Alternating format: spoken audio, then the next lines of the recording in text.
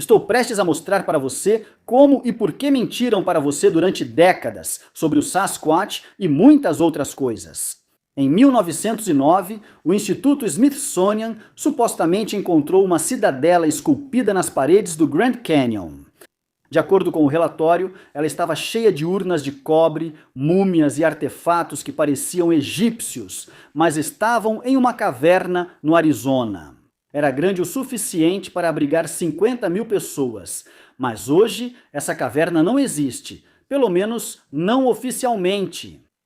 Em 1936, o Serviço Nacional de Parques incendiou 500 casas no Vale de Shenandoah, na Virgínia. Eles forçaram milhares de pessoas a deixarem suas terras, pessoas que viviam lá há gerações, para abrir caminho para a natureza, segundo eles. Hoje, chamamos isso de uma reserva. Em 1999, uma equipe madeireira no noroeste do Pacífico foi orientada a, abre aspas, atirar, enterrar e ficar quieta. Depois de encontrar algo que andava sobre duas pernas e parecia um homem, mas não exatamente como um homem. Hoje chamamos isso de mito. Achamos que as florestas estão vazias. Assumimos que, se algo tão grande quanto o Sasquatch existisse, já teríamos um corpo. Agora, agimos como se a descoberta fosse inevitável. Mas, e se o motivo de ainda não termos um corpo oficialmente reconhecido for que alguma outra coisa está mantendo a verdade escondida de nós? E essa outra coisa? Bem, digamos apenas que eles não precisam silenciar as testemunhas ou fazer os agitadores desaparecerem. Por quê? Porque eles podem simplesmente comprar o terreno onde as testemunhas estão. Somos criados para acreditar que a terra pública é nossa. É um direito de nascimento. A melhor ideia dos Estados Unidos, ao ver as bordas verdes de um parque nacional no mapa, sentimos pertencimento. Mas a verdadeira natureza selvagem rapidamente te ensina o contrário. Você é livre para explorar até encontrar algo que não deveria. É aí que você bate em uma parede invisível, exceto que, na verdade, pode ser um portão trancado com cadeado ou uma autorização que você não consegue obter. Ou pode ser um homem de uniforme dizendo para você dar meia volta e voltar para sua própria segurança. As pessoas sempre perguntam: como uma população reprodutiva de primatas gigantes poderia permanecer escondida por tanto tempo, especialmente na era dos iPhones, satélites e drones? Bem, pessoal, em um vídeo recente eu disse que está na hora de começar a fazer perguntas diferentes. Então hoje eu não vou perguntar: como o Sasquatch permanece escondido? Eu vou perguntar: quem está ajudando eles a permanecerem escondidos? E se para esconder uma espécie, uma história e uma verdade, você não precisasse de uma teia complicada de conspiração? E se tudo o que você precisasse fosse uma licença, uma motosserra e um porão? O Triângulo do Silêncio. Normalmente, quando os pesquisadores do Pé Grande investigam um assunto, eles analisam as cristas dérmicas em um molde de pegada. Nós analisamos detalhadamente o filme de Patterson-Gimlin. Nós falamos sobre a extração de DNA de amostras de cabelo e tecido e discutimos bastante sobre imagens e fotografias borradas. Tudo isso enquanto, de alguma forma, fingimos que estamos do mesmo lado. Tentamos provar que essas criaturas existem olhando quase exclusivamente para as próprias criaturas. Mas como já disse antes, se quisermos obter resultados diferentes, ou até mesmo qualquer resultado, talvez seja a hora de começarmos a fazer perguntas diferentes e usar métodos diferentes. Então hoje, quero desviar sua atenção da biologia do pé grande e olhar em vez disso para a burocracia do pé grande. Porque se esses seres são reais, e se você acompanha este canal há muito tempo, então certamente sabe qual é a minha opinião sobre isso. Baseada não só na minha pesquisa, mas também nas minhas experiências pessoais.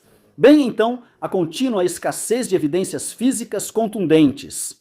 Bem, talvez não seja um mistério biológico, afinal de contas, e sim um mistério logístico. Se um caçador atira em um cervo, leva-o para casa.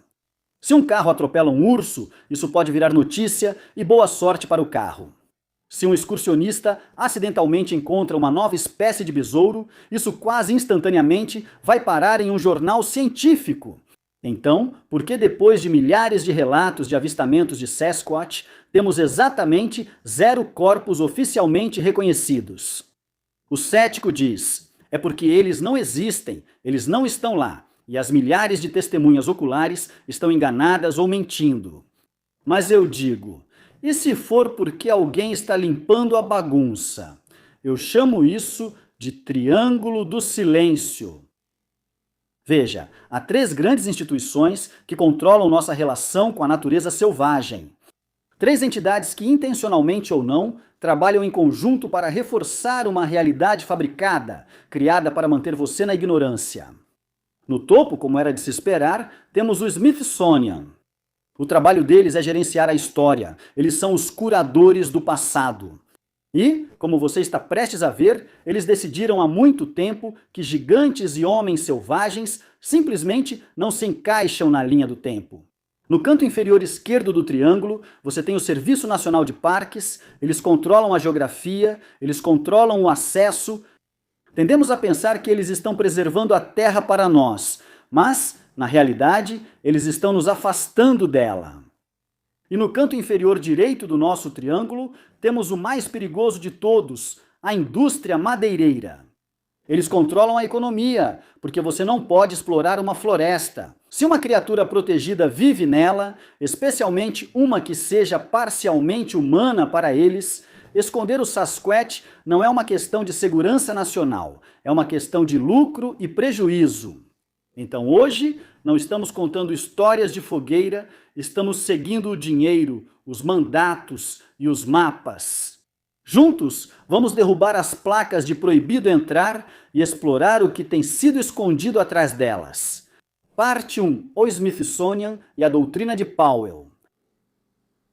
Para entender por que eles escondem a verdade hoje, você precisa saber por que começaram a escondê-la há 150 anos. Vamos voltar ao final do século XIX. O oeste americano está se abrindo, a guerra civil acabou, a ferrovia está avançando para o oeste, colonizadores estão chegando em massa ao Vale do Ohio, em Wisconsin, nos cantos profundos e selvagens do continente. E eles estão cavando, estão desmatando terras para fazendas, estão cavando fundações para cidades e estão encontrando coisas estranhas. The New York Times, 1886. Esqueleto gigante encontrado em monte funerário, Wisconsin News, 1912. 18 esqueletos de tamanho enorme encontrados no Lago Delavigne. Eles estavam encontrando montes, milhares deles. E dentro desses montes, de acordo com muitos relatos confiáveis da época, eles estavam encontrando esqueletos que não faziam sentido. 7 pés de altura, 8 pés de altura e mais crânios com fileiras duplas de dentes, armaduras de cobre, pérolas. Agora, pare por um momento. Por que isso seria um problema?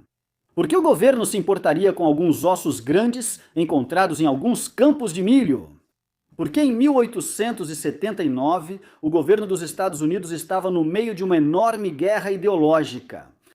Destino Manifesto. O governo precisava de uma justificativa moral para tomar as terras dos nativos americanos, precisava justificar as guerras, as reservas e o massacre. A narrativa oficial, aquela que permitia que eles dormissem à noite, era que o país era habitado por selvagens.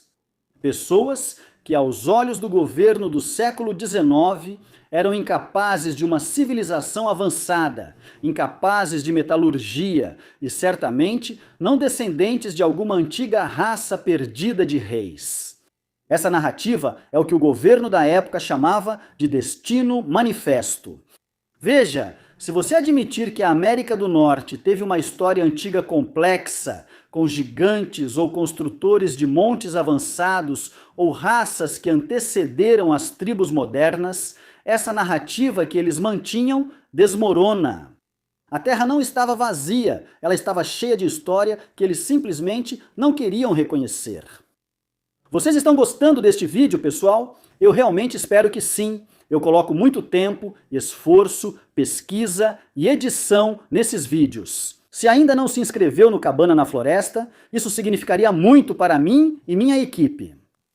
Além disso, se você gosta desse tipo de análise profunda sobre temas de grande estranheza e supressão, confira o podcast Clube do Contato Imediato. Se você gosta do meu conteúdo, vai adorar o deles. Entra em cena o Major John Wesley Powell. Major Powell, veterano da Guerra Civil, herói americano, o primeiro homem a descer o Grand Canyon de bote. E ele fez isso com um braço só. Aliás, um homem de imensa força de vontade e poder político. Em 1879, ele se tornou o diretor do recém-criado Bureau de Etnologia, isso mesmo, Smithsonian Institution. E Powell tinha um problema. A história da América do Norte estava ficando bagunçada demais. Muitas anomalias, muitos gigantes, muito inconveniente para a narrativa deles de destino manifesto. Então ele criou uma política, a doutrina Powell. Seu mandato era simples: padronizar a história do continente. Ele declarou oficialmente que todos os antigos montes foram construídos pelos descendentes diretos das tribos indígenas americanas modernas, ponto final. E qualquer coisa que contradissesse isso, qualquer coisa que parecesse um gigante, um homem selvagem ou uma raça completamente diferente, deveria ser classificada como uma farsa, um erro estatístico ou um mito. Tudo isso foi discutido no relatório anual do Bureau de Etnologia, enviado ao diretor da instituição Smithsonian em 1880. Vou deixar o link na descrição para que você leia por conta própria, mas não acaba aqui. Na verdade, é aqui que o vácuo do Smithsonian realmente começa. Veja, temos relatos, dezenas deles na verdade, em que um fazendeiro encontra um esqueleto gigante, o jornal local publica uma matéria. A cidade está em alvoroço. Eles dizem, impressionante, esta é a descoberta do século. Precisamos levar isso para Washington para um estudo adequado. Então, o Smithsonian aparece. O que quer que tenha sido encontrado é embalado em uma caixa, colocado em um trem e nunca mais é visto. E esse tipo de coisa aconteceu várias e várias vezes, isso já foi documentado, quando os pesquisadores perguntam sobre essas caixas. Anos depois, o Smithsonian afirma que elas nunca existiram. Os arquivos simplesmente desapareceram, os números de catálogo estão em branco ou foram perdidos. Para mim, isso sugere claramente que o Smithsonian não estava agindo como um museu, mas sim como um filtro. Eles não estavam coletando a história para mostrar a você, para educar o público, eles estavam coletando para esconder de você, para remover completamente de circulação. Mas não parou nos ossos. Essa política se estendeu também à própria terra. Isso nos leva ao encobrimento mais famoso e talvez mais perigoso da história americana, o Grand Canyon. Em 1909, o Phoenix Gazette publicou uma matéria de capa que deveria ter mudado o mundo. A manchete dizia: explorações no Grand Canyon, mistérios de uma imensa e rica caverna sendo revelados. A matéria detalha a jornada de um explorador chamado G.E. Kincaid. Kincaid foi financiado pelo Smithsonian. Ele estava descendo o Rio Colorado de bote quando avistou a entrada de uma caverna no alto da parede do canyon, uma entrada que parecia simétrica demais para ter sido formada pela natureza. Então ele subiu, entrou e, de acordo com seu relato, não encontrou uma toca de urso. Ele encontrou uma cidadela. Ele descreve um enorme complexo subterrâneo, esculpido com a precisão da engenharia moderna, com centenas de salas ramificando-se a partir de um corredor principal. Ele afirma que encontrou múmias envoltas em tecido escuro, diferente de tudo que já se viu na cultura indígena americana. Ele encontrou urnas e copos feitos de cobre e ouro. Ele encontrou hieróglifos esculpidos na parede de pedra que, aos seus olhos, pareciam egípcios ou talvez orientais. E ele estimou que até 50 mil pessoas poderiam viver confortavelmente dentro dessas cavernas. Mas é aqui que fica realmente interessante. O Smithsonian, é claro, negou tudo. Negaram até que Kincaid existiu, mesmo tendo registros dele. Negaram que a caverna existia. Eles apagaram tudo. Mas olhe para o mapa. Olhe para os nomes das formações rochosas naquela área específica do cânion. O Templo de Ísis, a Torre de Ra, a Pirâmide de Quéops, esses nomes foram dados por topógrafos do governo no século XIX. Por quê? Por que cowboys e geólogos do século XIX dariam nomes egípcios específicos a essas enormes formações rochosas? Se não havia conexão, foi apenas uma coincidência ou eles estavam vendo algo que os lembrava o Nilo? E quanto aos dias de hoje? Bem, tente ir até lá. Aquela área ali específica do Grand Canyon, ao redor do Templo de Ísis, é uma zona proibida. É notoriamente difícil de acessar, e muitos relatos sugerem que não é só o terreno que torna isso difícil. Há inúmeros relatos de trilheiros modernos, pessoas experientes e sensatas, que afirmam ter sido interceptadas exatamente naquela área. E não por um guarda florestal sorridente e amigável de chapéu marrom, mas sim por homens de forças de segurança totalmente sem identificação, armados e com equipamentos táticos, que ordenaram que eles voltassem imediatamente sob ameaça de prisão federal. Temos relatos de anomalias em zonas de exclusão aérea.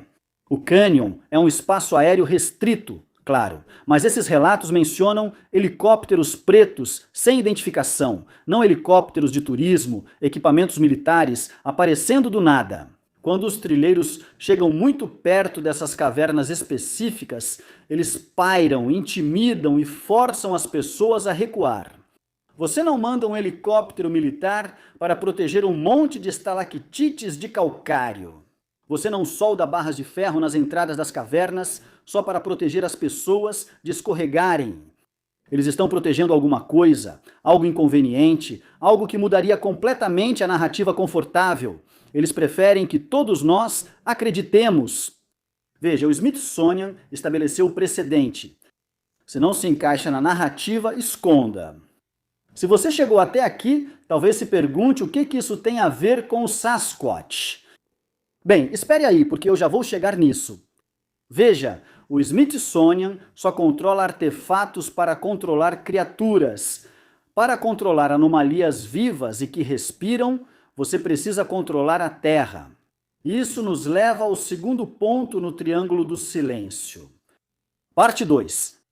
Os parques nacionais, a zona de contenção, a melhor ideia da América, eles chamam de parques nacionais, preservando a natureza para que possamos aproveitar. Mas vamos dar uma olhada mais de perto na realidade dos parques nacionais. Vá ao Yellowstone, vá às Smokies, onde nesses grandes parques você tem permissão para ir. Você dirige por uma estrada asfaltada, estaciona em um local designado, caminha por uma trilha marcada, talvez acampe em um quadrado numerado cercado por outras pessoas. Você não está realmente na natureza selvagem, você está em um zoológico. A única diferença é que nesse zoológico, os humanos são os que estão nas jaulas, contidos em corredores controlados. A selva, a verdadeira selva, é tudo o que está fora daquela fina faixa de asfalto. Quando você olha os números, estamos restritos a menos de 1% da área desses parques. O restante é área selvagem, é restrito só com permissão. Por quê? Bem, esse é o tipo de pergunta que vale a pena explorar. Para entender os parques, você precisa entender como eles foram feitos. Eles não eram terras vazias, esperando para serem salvas. Pessoas viviam lá nas décadas de 1920 e 1930, quando o governo criou o Parque Nacional de Shenandoah, na Virgínia, e o das Grandes Montanhas Fumegantes, no Tennessee. Eles não apenas traçaram linhas em um mapa, eles declararam guerra aos moradores locais, usaram desapropriação e expulsaram à força milhares de pessoas. Só em Shenandoah, mais de 500 famílias foram expulsas de suas terras. Essas eram pessoas que viviam nesses vales há gerações, gente da montanha mesmo. Acho que foi um golpe baixo, uma sujeira. Ele mentiu, então disse: "Vocês querem se mudar, pessoal?" Ele assinava e não dava problema. Se um homem ali soubesse o que sabe agora, diria: "Você já esteve aqui, teve o Thunder, a comunidade ou o que fosse, aparecendo com essas coisas chiques." Desde que você se inscreveu, o verdadeiro mundo Ringer Necrovin, você trabalhou em tudo até eles conseguirem uma transferência. Eles te pagaram por algum desses cães? Mas este é o ponto crucial. Essas pessoas conheciam aquela terra, conheciam cada caverna, cada serra, cada trilha de caça e tinham histórias. Eles tinham as tradições orais do homem selvagem escondido nas colinas, sabiam onde não deviam ir à noite. Eles eram as testemunhas. Veja, o governo não queria só a terra, queria o silêncio também. E quando os moradores se recusaram a deixar Shenandoah, o governo incendiou as casas deles. Eles queimaram tudo para garantir que ninguém pudesse voltar. Substituíram os moradores, as pessoas que sabiam das coisas, que tinham visto as coisas, por turistas, pessoas de passagem, gente que, como você e eu, vai lá para passar um fim de semana, tira uma selfie no mirante e depois volta para casa. A gente não vê nada, não sabe de nada. Os olhos no local foram retirados, a zona de contenção foi estabelecida. Mas isso não aconteceu só na superfície. Olhe para a caverna Mammoth, em Kentucky. O Parque Nacional fica exatamente em cima do maior sistema de cavernas do mundo. Você se encanta com o quebra-cabeça e Mammoth é, para mim, o maior e mais interessante. Porque eu já estive em muitas cavernas, todas elas acabavam em algum momento, mas essa caverna simplesmente continua e continua e continua. Centenas de quilômetros de túneis subterrâneos. Sabemos que o Sasquatch é frequentemente avistado perto de cavernas, sabemos que eles podem estar usando redes subterrâneas para se locomover. É uma teoria que explica como eles poderiam evitar drones térmicos, câmeras de trilha e mau tempo. Ao tomar posse da terra, o Serviço Nacional de Parques não pegou apenas uma floresta. Eles colocaram um cadeado federal na porta do porão de todo o continente, controlam as entradas, controlam as rodovias subterrâneas. E uma observação rápida aqui, pessoal. Os sistemas de cavernas da América do Norte e sua conexão com o pé grande e outros fenômenos estranhos são um tema que talvez eu explore em um episódio futuro, porque essa toca de coelho é bem profunda. Então me avisem nos comentários se vocês gostariam de ver um episódio sobre isso. E legalmente os parques são um buraco negro. Essa é a genialidade do sistema. Uma vez que a Terra se torna um parque nacional, ela sai da jurisdição do Estado. Ela sai da jurisdição do xerife local e se torna propriedade do Departamento do Interior. Em outras palavras, se um corpo for encontrado em um parque nacional, a polícia local não é notificada, quem é chamado são os federais. Se um excursionista desaparece em circunstâncias misteriosas, os arquivos são federais. É ilegal caçar, é ilegal coletar espécimes, é ilegal sair da trilha sem uma permissão que eles nunca vão te dar. O Parque Nacional não é uma zona de preservação, é uma zona de quarentena. Isso mantém o público fora das florestas profundas e mantém o que quer que esteja nas florestas profundas longe do público. Mas o governo é apenas uma burocracia. Eles querem controle. Há outro jogador na floresta, um jogador que não se importa com controle. Eles se importam com a sobrevivência e são eles que têm tanto dinheiro quanto as armas. Parte 3. A indústria madeireira o abate. O Smithsonian esconde a verdade para proteger a versão deles da história. Os parques nacionais escondem a verdade para manter o controle, mas a indústria madeireira, eles escondem a verdade. Porque se não fizerem isso, eles são extintos. Se você quer chegar à verdade, tem que seguir o dinheiro. No noroeste do Pacífico, a madeira é rei. É uma indústria de bilhões de dólares, sustenta cidades inteiras, economias inteiras. Mas, em 1973, o governo dos Estados Unidos entregou ao movimento ambientalista uma arma carregada, a Lei de Espécies Ameaçadas, ou ESA. A indústria aprendeu sua lição durante os anos 1990. Lembra da coruja pintada do norte? Biólogos encontraram essa pequena ave pintada nas florestas profundas de Washington e Oregon. Eles mostraram que ela estava ameaçada de extinção e dependia das árvores antigas para sobreviver. Os tribunais interromperam o corte de madeira em milhões de acres de terras federais, serrarias fecharam, milhares de lenhadores perderam seus empregos, cidades inteiras foram à falência e a indústria perdeu bilhões de dólares. Tudo por causa de um pássaro que pesa menos de meio quilo. Aliás, eu apoio totalmente isso. Só para deixar claro. Agora vamos fazer as contas no caso do pé grande. Imagine que um lenhador está inspecionando uma área de corte quando vê um grupo de primatas humanoides bípedes de 2,40 metros de altura. Não que eu ache que eles sejam apenas primatas, de forma alguma, mas me acompanhe por um instante. Se a descoberta desse lenhador hipotético se tornar pública e virar ciência oficial, o que acontece? Bem, vou te dizer, o Sasquatch não seria apenas classificado como uma espécie em extinção. Provavelmente seria considerado um proto-humano, ou pelo menos um primata de ordem superior. As proteções legais seriam absolutas, assim como as consequências para a indústria madeireira. Não estamos falando de salvar algumas árvores por causa de uma coruja pequena aqui, estamos falando de uma paralisação imediata e permanente de todas as operações madeireiras. No Pacífico, Noroeste, Colômbia Britânica e em grandes extensões do Sul, você não pode explorar a casa de uma espécie indígena soberana. A indústria madeireira simplesmente acabaria da noite para o dia, os preços das ações despencariam para zero, as corporações se dissolveriam. Então, o que a indústria faz? Bem, eles fazem o que qualquer empresa focada em lucros e poder faria. Eles tratam a biologia como um passivo, como um risco para o lucro deles que precisa ser gerenciado. Existe uma frase no interior do Oeste: fazendeiros conhecem, pecuaristas conhecem, madeireiros conhecem. Atire, enterre e fique quieto. Se você encontrar um animal em extinção na sua terra, você não chama a EPA, porque se você chamar a EPA, eles vão confiscar sua terra. Então você mata a criatura, enterra e segue com o seu trabalho. Mas com o Sasquatch, o problema vai além de apenas alguns trabalhadores fora da lei.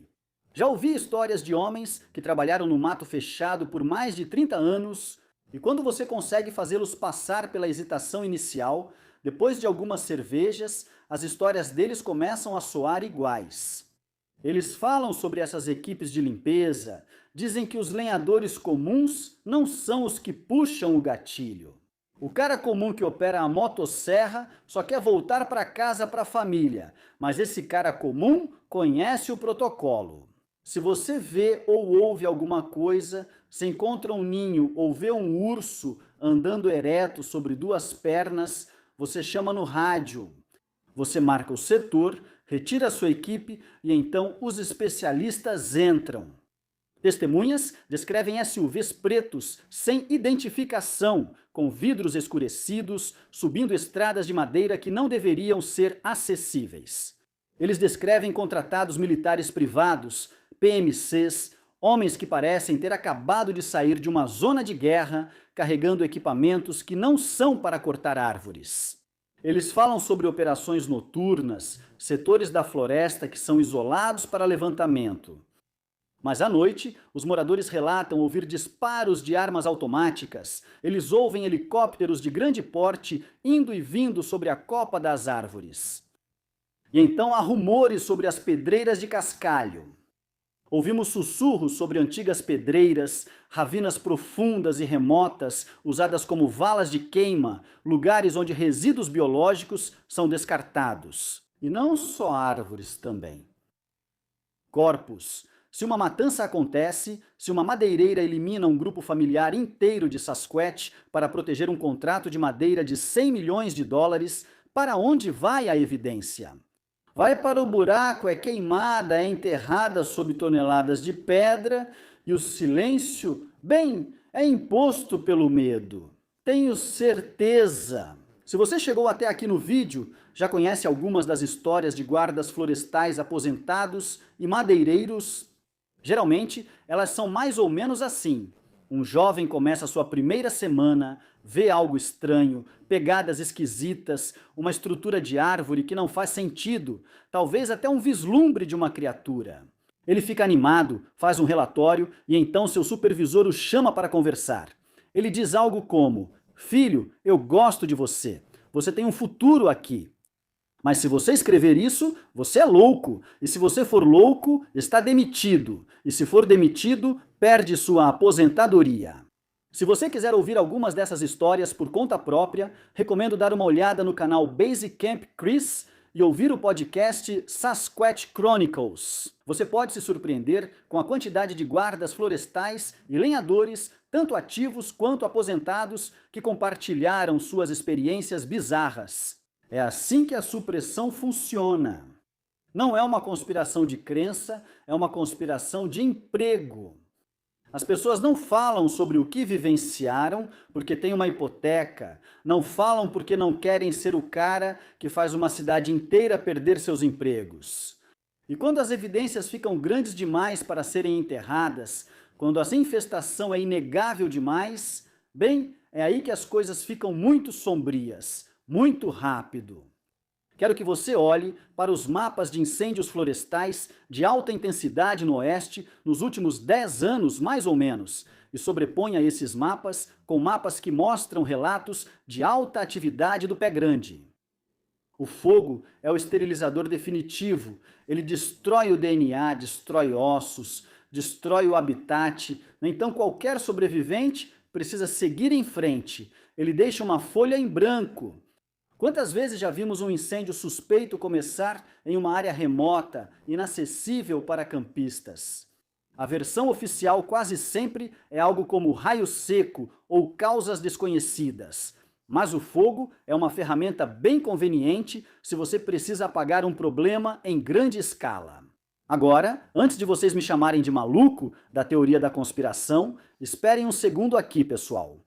Não estou dizendo que todo incêndio florestal é algum tipo de conspiração, mas eu estou dizendo isso. Se você decide que precisa eliminar uma espécie do mapa para proteger uma indústria, bem, então o fósforo sai muito mais barato do que um processo judicial. E não estou tirando isso do nada, não. Sabemos que o governo já usou o fogo para esse propósito antes, então talvez a indústria madeireira não esteja apenas cortando árvores. Talvez eles estejam travando uma guerra pela própria sobrevivência e o pé grande seja o inimigo. Conclusão afastando o zoom. Então vamos ampliar nossa visão e ver qual é o panorama geral aqui. Você tem o Smithsonian, que apagou o passado. Disseram que gigantes e homens selvagens são impossíveis e garantiram que qualquer evidência contrária fosse tratada como piada. E ainda você tem os parques nacionais, que trancaram o presente. Eles tomaram a terra, removeram as testemunhas e criaram uma fortaleza legal, onde a investigação independente é praticamente impossível. E você tem a indústria madeireira, que enterra as evidências. Eles são os executores que seguem a lógica fria da lucratividade para destruir qualquer coisa que ameace seus lucros. Então o Smithsonian transforma eles em um mito, os parques os tornam inacessíveis e a indústria os elimina. Talvez seja por isso que não temos um corpo oficialmente reconhecido. É por isso que as notícias ignoram todos os avistamentos. Na maioria das vezes não é porque a criatura não existe, é porque admitir isso seria muito inconveniente e caro. Talvez seja porque esse sistema que construímos, nossa história, nosso governo, nossa economia, não podem permitir que esses seres existam. Então talvez o encobrimento não seja obra de alguma sociedade secreta, talvez seja apenas o funcionamento normal das coisas. Então, da próxima vez que você fizer uma caminhada e vir aquela placa amarela pregada em uma árvore, área restrita, proibido entrar, propriedade do governo, faça a si mesmo uma pergunta. Essa placa está realmente ali para a sua segurança?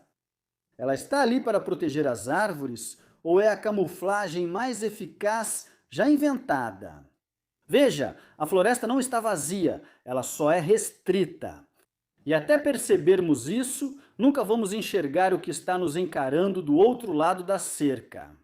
Então lembrem-se, pessoal, de às vezes ampliar a visão e considerar se as perguntas que vocês têm feito foram criadas por esse triângulo de supressão para serem as únicas perguntas que vocês fazem.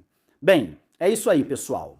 Fortes evidências de que estamos sendo enganados, não só sobre o pé grande, mas sobre muitas outras coisas também. E temos sido enganados por muito mais tempo do que eu, pelo menos, imaginava. Se você tiver alguma opinião, insight ou evidência adicional dessa vasta e perturbadora conspiração, eu adoraria saber. Seja nos comentários ou você pode me contatar por e-mail.